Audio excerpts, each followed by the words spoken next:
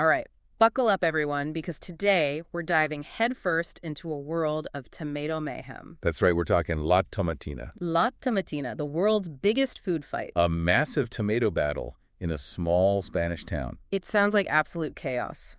It is glorious, messy chaos. And we're going to dig into everything about it. From its humble beginnings to its global fame, we're covering it all. Using good old Wikipedia as our guide. So what exactly is La Tomatina? Well, imagine this. Thousands of people. Okay, got it. Thousands of people. Armed with ripe tomatoes. I'm liking where this is going. In a town square in Spain. Spain, the land of siestas and tomato fights. Precisely. For 1 hour, it's a free-for-all of tomato throwing, squishing, and, well, general mayhem. Sign me up. But how did this all begin? You know, it's surprisingly recent. We're not talking about some ancient ritual here. So no centuries-old tomato-throwing tradition. Nope, it all started in the 1940s. Really? The 1940s? That's pretty recent for something so iconic. It's a fascinating story, actually. Picture this.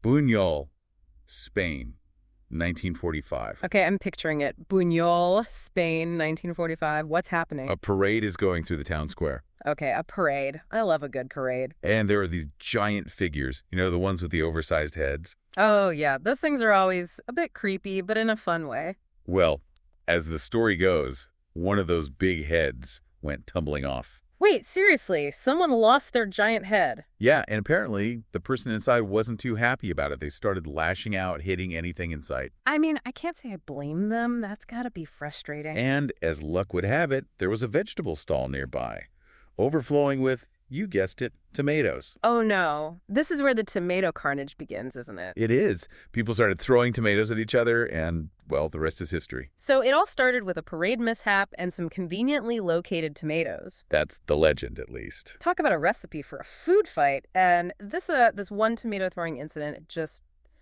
turned into a whole festival. Well, not immediately. The following year, some locals, clearly inspired by the chaos, decided to recreate it. So it wasn't an official thing at first, just a group of friends reliving the tomato-throwing glory. Yeah, pretty much. They brought their own tomatoes and just went for it. I bet that didn't go over well with the authorities. You're right, they weren't thrilled. In fact, La Tomatina was actually banned for a while in the early 1950s. Banned? Seriously? Why would they ban a harmless tomato fight? Well, officially it was because it lacked any religious significance. Oh, right. That was a big deal back then. But I suspect the best might have played a role, too. I mean, can you imagine the cleanup, tomatoes everywhere? It must have been quite a sight. So what happened? Did the people of Buñol just accept the tomato ban? Absolutely not. They came up with a pretty ingenious protest. Okay, I'm intrigued. What did they do? Did they start a petition? Stage a sit-in? They held a tomato funeral. A tomato funeral? I'm not sure I'm following. They paraded a giant tomato through town in a coffin. Yeah. Complete with a somber funeral march. Okay, that is brilliant. They mourned the loss of their beloved tomato fight. It worked. The authorities caved, and in 1957, La Tomatina was officially recognized as a festival. Talk about a victory for tomato enthusiasts everywhere. But it was still a pretty local affair, right? When did it start attracting the international crowds? Well, things really exploded in the late 1970s. A Spanish television program, Informe Semanal, did a whole report on La Tomatina. Ah, the power of media. It's amazing how a little bit of exposure can turn a local event into a global sensation. It's true. That TV report basically catapulted La Tomatina into the national spotlight. And from there, the tomato-loving tourists started flocking to Buñol. You got it. People from all over Spain, and eventually from all over the world, started making their way to this little town to participate in the tomato madness. So from a banned local squabble to a nationally televised spectacle, La Tomatina's journey is already pretty remarkable, but it didn't stop there, right? You're right. In 2002, La Tomatina received further recognition. Oh, I bet this is when it hit the big time, internationally. Exactly. It was declared a fiesta of international tourist interest by the Spanish government. Wow. A fiesta of international tourist interest. That's quite the title. It basically cemented La Tomatina's status as a major cultural event, a must-see for tourists from all corners of the globe. It's amazing to think that this quirky, tomato-filled celebration went from being banned to being a globally recognized event. But what does that look like today? Just how many people are we talking about here? Today, over 20,000 people descend upon Buñol for La Tomatina. Wow, 20,000 people. This little town must be absolutely packed. It is. Imagine it. A town square overflowing with tomato pulp, people covered from head to toe in red, the air thick with the scent of tomatoes. It sounds like a sensory overload in the best possible way, but I'm guessing there's more to La Tomatina than just showing up and letting the tomatoes fly. Oh, you're absolutely right. There's a whole buildup to the main event. Okay, so it's not just about the tomato fight itself. There's a whole pre-game ritual. Exactly. It all starts days before the actual tomato fight with a paella cooking competition. Paella. Okay, that's a pre-game I can get behind. Food and festivities, what's not to love? And then there are tomato-themed fireworks illuminating the night sky. Tomato-themed fireworks, that's incredible. There's music, parades, dancing. The whole town comes alive with anticipation. So it's a week-long party leading up to the main event. It's a celebration of all things tomato. Okay, now you've got me really excited about this. But what about the day of the fight itself? What happens right before the tomatoes start flying? Ah, that's when they have this unique tradition called the Palo Jabón. Palo Jabón, that sounds intriguing. What is it exactly? It's basically a tall, greased pole with a prize ham perched at the very top. A greased pole with a ham. Okay, that's definitely not what I was expecting. And hundreds of people try to climb the slippery pole. Wait, so they're all scrambling over each other trying to grab this ham? While covered in grease? And getting drenched with water from hoses. Okay, now this is starting to sound like pure chaos. What's the significance of this? Why a ham? Why a greased pole? It's all about the challenge, the anticipation. One final burst of messy fun before the real fun begins. I guess it's a good way to get everyone warmed up for the tomato battle. Plus, who doesn't love a good ham? True that. So once someone finally conquers the slippery pole and claims their prize, is that when the tomato fight officially begins? We got it. The fall of the ham signals the start of the tomato fight. And then all bets are off. Exactly. Trucks piled high with ripe tomatoes arrive in the town square. And the tomato throwing frenzy begins. But wait, amidst all this chaos, are there any rules to this tomato madness? Oh, there are definitely rules. You can't just go in there swinging wildly. Really? Rules for a giant food fight, I wouldn't have guessed. For example, you have to squash the tomatoes before throwing them. Oh, that makes sense. Safety first, even in a tomato battle. And you can't rip anyone's clothes. Okay, yeah, that seems like a good rule to have in place. No tomato-stained wardrobe malfunctions. What else? I'm curious what other rules govern a tomato fight. Well, the fight ends promptly at the sound of a second pistol shot. A pistol shot? That's a pretty dramatic way to end a food fight. It's all about keeping things safe and controlled. Which, considering we're talking about a massive tomato battle, is probably for the best. It really is.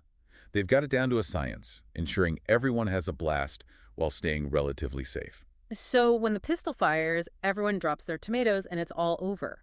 What happens then? I'm picturing a town square that looks like a tomato processing plant exploded. It's quite a sight, that's for sure. But then, the fire trucks come in, hosing down the streets, washing away the tomato debris. Oh man, I bet that feels amazing after being in the thick of the tomato battle. But seriously, how do they even clean up that much tomato? It must take days. You'd be surprised, tomatoes have a secret weapon. Citric acid. Wait, so they clean up the tomatoes with tomatoes? Exactly. The citric acid acts as a natural cleaning agent. So after a good hosing down, the town square is surprisingly clean. That's amazing. I never knew tomatoes were so multi-talented. They are. But the impact of La Tomatina goes far beyond cleaning the streets of Buñol.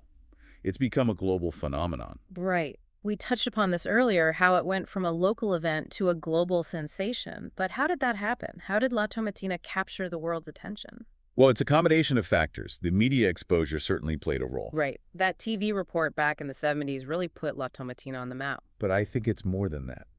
There's something about the spirit of La Tomatina, the pure joy and abandon that resonates with people all over the world. It's like a universal language of fun and chaos. Exactly. It transcends cultural barriers. It's a celebration of life, of letting loose, and I think that appeals to everyone on some level. And of course, there's the visual spectacle of it all. Who wouldn't want to see a town painted red with tomatoes? It's a sight to behold. And that visual impact has definitely contributed to La Tomatina's global fame. So we've got the media, the universal appeal, the visual spectacle. But did anything else contribute to La Tomatina's rise to international fame? Well, the Fiesta of International Tourist Interest designation from the Spanish government in 2002 certainly helped solidify its place as a global event. Right, that official recognition definitely gave it a boost. And now, People from all over the world flock to this tiny Spanish town to participate in this massive tomato fight. It's incredible to think how far it's come. It really is. But it also raises some interesting questions, doesn't it? Like, why? Why are we so drawn to this chaotic, messy event? That's a great question, and one we'll explore further in our deep dive. All right, I'm ready for it. Because there's clearly more to La Tomatina than meets the eye. It's a cultural phenomenon, a testament to the human spirit of fun, and maybe even a reflection of our need for a little chaos in our lives. It certainly makes you think, doesn't it? It does, and I'm excited to dig deeper into those deeper layers of La Tomatina. Me too, because behind the tomato-throwing madness, there's a whole world of meaning waiting to be explored. So we're back, diving deeper into the world of La Tomatina. And I'm still trying to wrap my head around why this massive tomato fight is so appealing. I think it has something to do with our need for release, The release, like letting off steam. Exactly. We spend so much of our lives following rules, being polite, and then there's La Tomatina. Where you can just chuck tomatoes at strangers. Precisely. It's like a giant reset button. A messy, tomatoey reset button. It's a chance to break free from the everyday, embrace the chaos, and just have pure, unadulterated fun. I can see that. There's something very liberating about the idea of just letting loose and getting completely covered in tomatoes. It's like a primal urge, almost. But, we talked about the food waste concerns. Right, and it's a valid concern. Using so many tomatoes, especially when there are people in the world facing food shortages. It feels a bit conflicting. On the one hand, this joyous celebration, and on the other, the reality of food waste. It's a complex issue, but it's worth noting that La Tomatina uses overripe tomatoes, ones that wouldn't be sold for consumption anyway. So they're not exactly wasting perfectly good tomatoes. Right. They're using tomatoes that would otherwise likely end up in landfills. Okay, so there's an element of sustainability there. There is. But it still sparks a conversation, doesn't it? About our relationship with food, about waste. It definitely does. It's something to think about, for sure. But, hey, let's get back to the fun stuff. We haven't even talked about the Palo Jabón yet. Ah, yes. The greased pole with the ham. A classic La Tomatina tradition. It's such a bizarre yet fascinating image. Hundreds of people scrambling over each other, trying to reach a ham at the top of a slippery pole. It's all part of the pre-tomato fight festivities. I've got to ask, are there any injuries? I mean, that sounds like a recipe for disaster. There have been a few minor mishaps over the years, but the organizers really prioritize safety.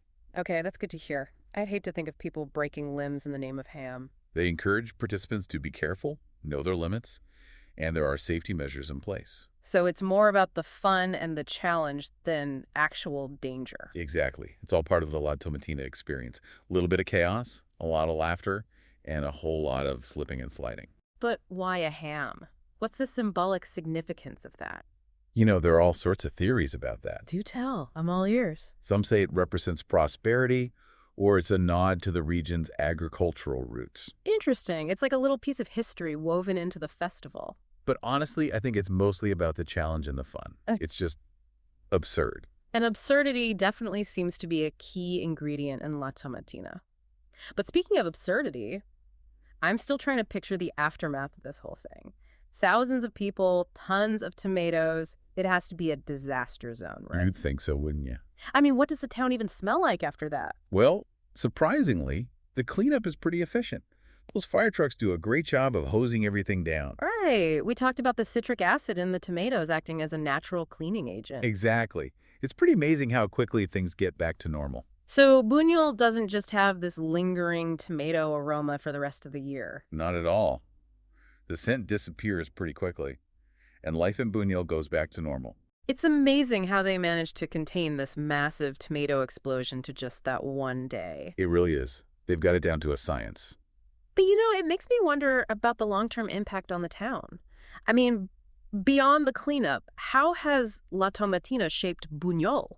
It's definitely become a central part of the town's identity. Like a badge of honor. Absolutely. Yeah. The residents of Buñol are incredibly proud of La Tomatina and what it represents. It's brought them international recognition, a boost to their economy through tourism. It's put Buñol on the map. It's a testament to the power of tradition and a reminder that even something as messy as a tomato fight can bring a community together and leave a lasting legacy. It certainly can. And it makes you think, doesn't it? about the impact our traditions have, the stories they tell, the way they shape us. It does. But, as we talk about the positive impacts of La Tomatina, we also have to acknowledge the potential downsides, especially the environmental impact. Of course. Yeah. We can't ignore that. The sheer volume of tomatoes used, the resources required to grow and transport them, it's a lot. And then there's the waste generated during the event itself. Even if they're using overripe tomatoes, it's still a massive amount of organic material that needs to be dealt with. Right. It's important to consider those factors, to weigh the cultural and economic benefits against the environmental costs. Maybe there are ways to make La Tomatina even more sustainable. There probably are. Exploring more local sourcing of the tomatoes, better composting methods for the waste. There are always ways to improve. It's a good reminder that even our most beloved traditions can evolve, adapt to new realities and priorities. Exactly.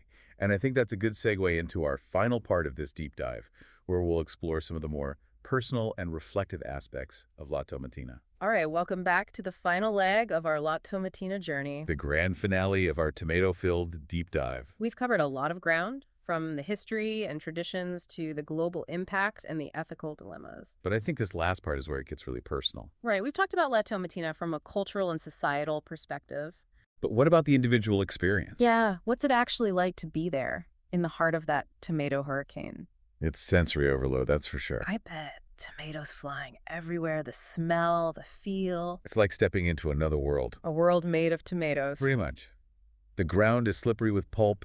The air is thick with the scent of ripe tomatoes. And the noise. I imagine it's pretty chaotic. Oh, absolutely. Laughter, screams, music. It's a cacophony of sound. It sounds intense, but in a good way. Oh, definitely in a good way. There's this incredible energy, a sense of liberation. Liberation. Yeah, like you're free from all the constraints of everyday life. I can see that. No rules, just pure tomato throwing fun. Exactly.